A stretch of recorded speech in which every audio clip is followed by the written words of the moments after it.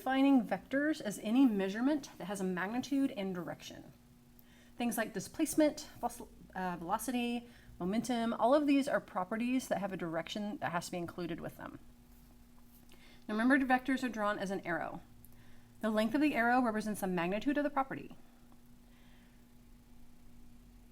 The vector also points in the direction of the property with respect to some coordinate plane. So you have to define your reference point. Coordinate planes can be set up however you want. Typically we start with the cardinal directions, just like a regular graph, right? So if we say that, make sure this is on my paper. If we say that this right here is our 0, 0 point, this is our reference point. This is where we're starting in this case. Not always. Sometimes we don't actually start at the reference point, but it's where we're measuring it from. So the horizontal axis, or the x-axis, defines west and east. So if this were a map, north would be up here to the top, and south would be down here at the bottom. We would have west over here, and we would have east over here, right? And if we talk about this in terms of a graph, this would be our x-axis. This would be our y-axis. So every vector drawing can be expressed in terms of this x and y coordinate plane. In our lab, we have a series of directions that we're going to travel. So let's look at part 1 of our lab. Basically what this is saying is we're going to start down here at our reference point, and we're going to move a series of directions. So we have our start point down here. The first one is 3 centimeters to the north. So we're going to define the area around the bottom down here as our reference point. And from this reference point, we're going to move 3 centimeters north. So you're going to get your ruler out and just measure out 3 centimeters. Now north is in this XY direction, so it's straight up and down.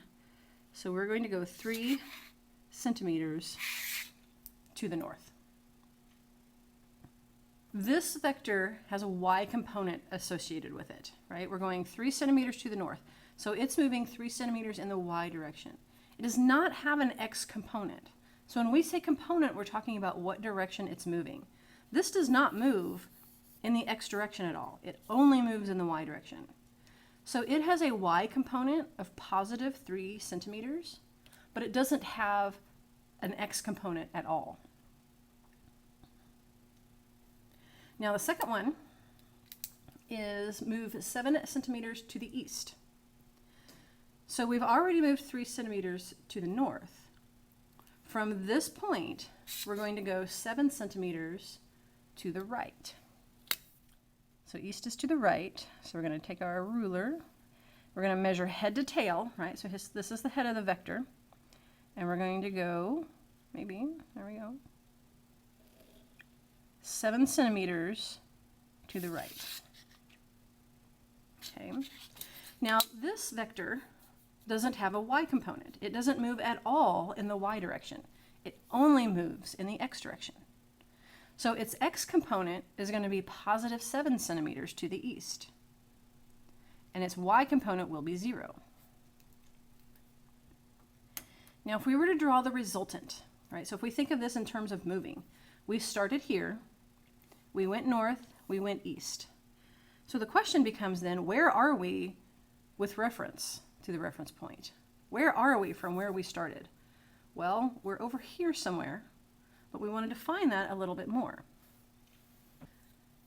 So if we were to draw a resultant vector for our motion so far, right, that would be from here to here. What we're looking at is where have we ended up compared to where we started. This is the resultant. We moved north, we moved east. So we have moved in the northeast general direction, but we want a little bit more than that.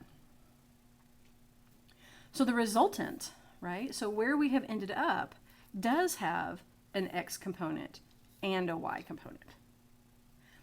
So there's a couple things that we can do here. We want to determine the magnitude and the direction of this vector. One thing that we can do is we can measure it. if we were careful in our measurements with our initial vectors, we can take our ruler and set it along here, and we can measure it. So we are 7.7 centimeters away from where we started. Let's write that down. Right? We can measure that. So then what we need to do is measure the angle, right? So this is the magnitude of our resultant vector. Now we want the direction. And just saying northeast isn't really very exact. So we're going to come back down here. Let's draw a line so we can see it a little bit better. We can come back down here. We're going to get our protractor out. And we're going to line up this little dot, okay, you know, the little dot on your protractor, with our reference point. And then make sure this is lined up. And we are right here. You can see that. There's our vector. That's a little tricky. So the angle that we are moving is 25 degrees, right? So this angle right here, looks about right, is 25 degrees. Now when we say 25 degrees, what does that mean? That could be a lot of things. It's 25 degrees in reference to this x-axis. So we are actually north of the east direction, right?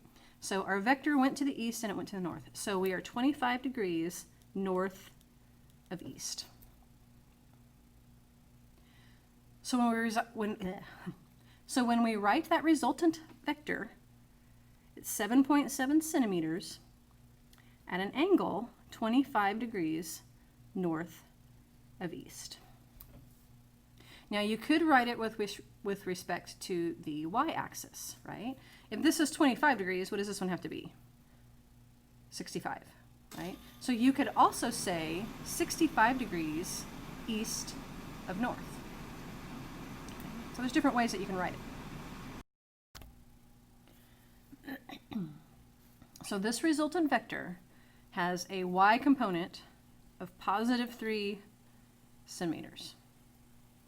It has an x component of positive 7 centimeters, right? So that's what we mean when we say components. Now the other method is to simply use math, right? This is a right triangle, and we know both sides. So we could also use Pythagorean to find the magnitude of that resultant vector, right? So Pythagorean is this side squared plus this side squared equals this side squared. So we would have 3 centimeters squared plus 7 centimeters squared. Let's see, this would equal 9 plus 49 would be 58. So then if we take this square root of 58, I don't know what we get. Where's my calculator? All right, so calculator says if we take 58 and we square root it, we get 7.6. Okay, so when we look at this, here's something I want you to kind of realize. Some people will look at this and say, well, we got 7.7 here and we got 7.6 here. That's way too far off.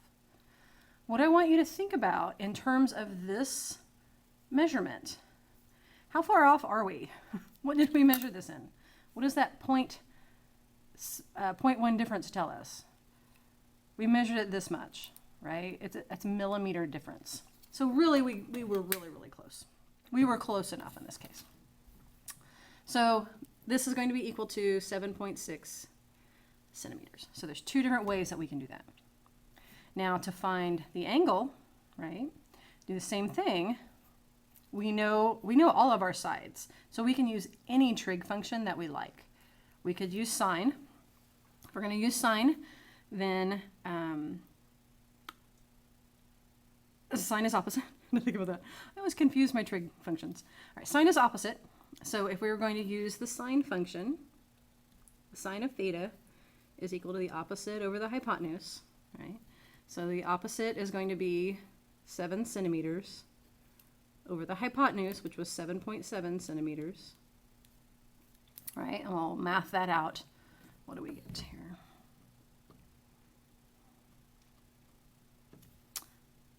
And then if we inverse sine, we get an angle of 65 degrees, which it remembers this angle, right? So this is 65 degrees. So we can write that however we want. So we had 65 degrees east of north. Should write both of those. And if we want to talk about this angle, we can say 25 degrees north of east. All right, so there's two different ways that you can determine those components. If you feel like you can draw, go ahead and use the measuring. If you prefer the math, go ahead and use the math. Now our third vector, what's our third vector doing? Our third vector is traveling south for 4 centimeters. I did not plan this out very well, did I? So our fourth vector is going to start here, and we're going to go south for 4 centimeters. So we're going to draw another vector down here, right over the words that we just wrote. That was silly. Okay. So what has happened to our thing moving, right? Now we are in the negative side of that. So if we wanted to draw a resultant for this, it would be down here. I'm not going to do all of this math for you. I'm just going to kind of show you what happens here. That was terrible. Let's try again. There we go. Okay. So now our resultant is going this way. What I really want you to see, what is our y component? Our y component, we went up 3 centimeters and we came back 4. Our y component then is going to be a negative 1 centimeters.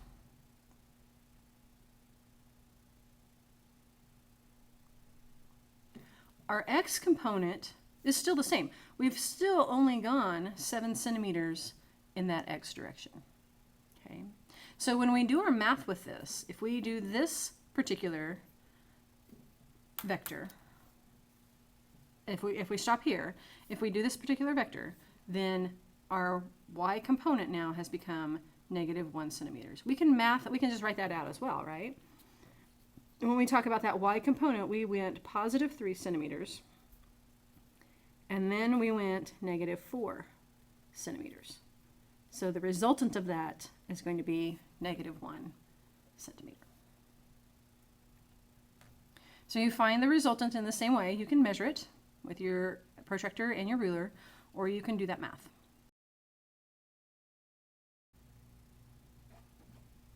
All right, now this fourth vector gets a little bit more interesting.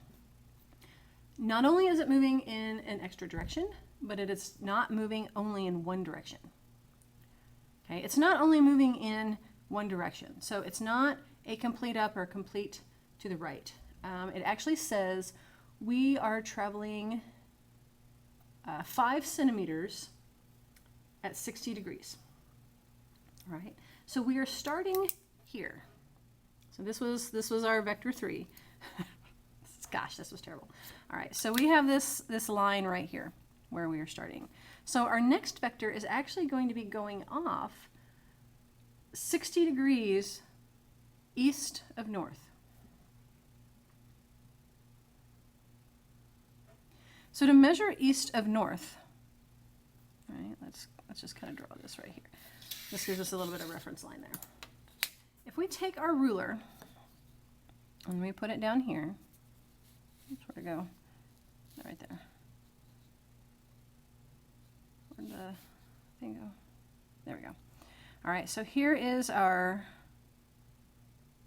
point. We're going to measure 60 degrees east of north. So here's north. So we're going to go 60 degrees east of north. Now pay attention to your numbers along your protractor. Up here is 90. So if we're going to go 60 degrees, we want to end up at 30. Right? So those are going to be those inside numbers. So this right here is our 30 degrees. so we went 60 degrees this way. So this is the direction that we're going to go. So from here to here is our 60 degrees. Now it is, how far? It is 5 centimeters in that direction. So we're going to do the same thing. I have a thing in my way. Let's go like this. So we are going to go 5 centimeters. You're going to line up this point with your ruler. So this is going to be a straight line. And line up your 5 centimeters. And we're going to draw our line here. Okay, so this vector is 5 centimeters at a direction 60 degrees east of north. I'm getting kind of messy here. What happens to our resultant now? Now we get really interesting. So if we draw this resultant vector, we end up here. So how do we find that? How do we determine what our resultant is? Now again, we could measure it. We could use our ruler and our protractor, but we can also use math. I'll show you the math on this because I want you to see how all of this kind of goes. So this right here has an x and y component, right? So if we were to measure this, our y component, this is 30 degrees. Oh, we can do this math. So our y component is going to be the opposite, right? The opposite. So this is our sine. So our sine of 30 degrees is going to be the opposite, whatever that is, over 5. So the sine of 30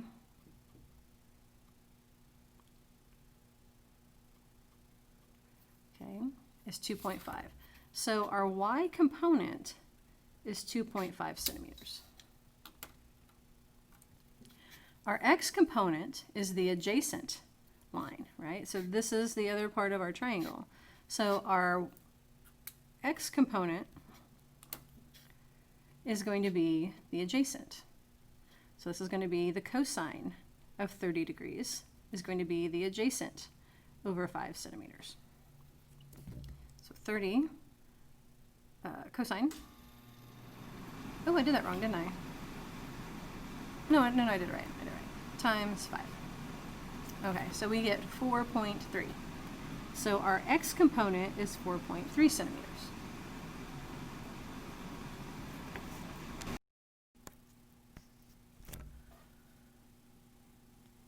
So that gives us our x and our y components, right? So we can look at each one of these. Now, how does all of this add up? I want my mess here. All right, so let's look at all of our y components. Our y components, our first one is a positive 3 centimeters. Our second one is a negative 4 centimeters. And then our third one, the y component of this funky angle here is positive 2.5 centimeters. Okay, so to find the total y component of our resultant, this new resultant here, right, is add them together. So 2.5 plus 3 minus 4. So the y component of this resultant right here is positive 1.5 centimeters. Now the x component, I should label these better. This is our y component. The x component, all right, our first one was positive 7.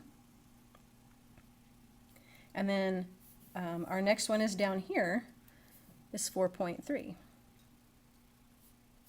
So our total x component is going to be positive 11.3 centimeters. Okay.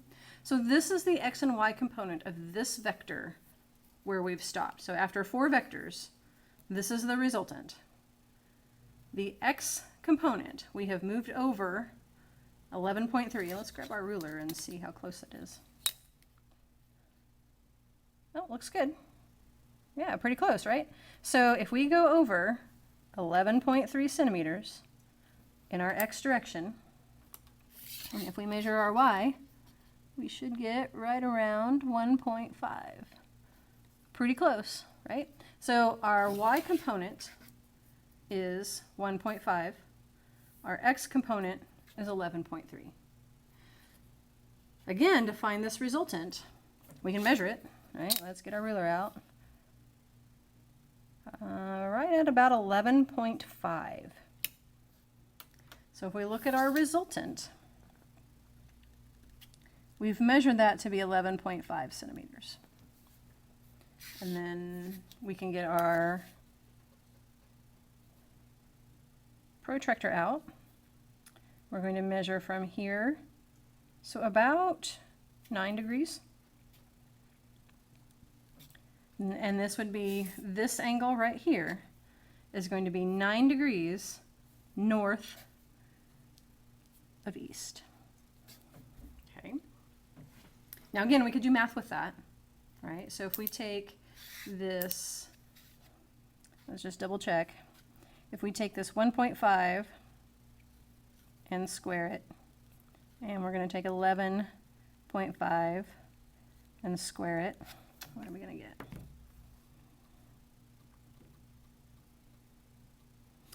134.5.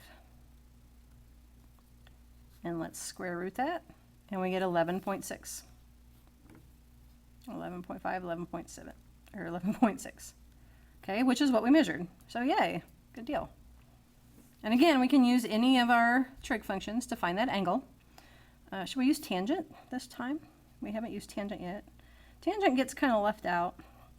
So we're trying to find theta.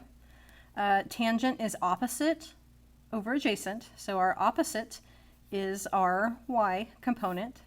It's going to be positive 1.5 centimeters. Our adjacent is going to be our 11.5. 3 centimeters. This was 11.5. Those are close. So we get 1.5 divided by 11.3. We're going to do the inverse tangent, and that's going to give us right at 8. Or wait, 7.6, which is quite a bit different than what we got here, right? So one thing I want to kind of show you, when you're doing these measurements, you have to be super careful, right? They have to be really precise, or you're not going to get very close. This is still only a degree off. Again, when you look at how close this is, actually that's more like 8, isn't it? It's been a while. Oh yeah, I guess that is more like 8. Yeah, we'll fudge this and say 8, so it's even closer, right? So again, careful measurements is going to be super important. So this is your vector lab. So when I'm talking about the x and y components of each vector, this is what I mean, right? We have a y component but no x. We have an x component but no y. A y component but no x. And then this one we have an x and a y. All right, so that's what we mean when we talk about those components.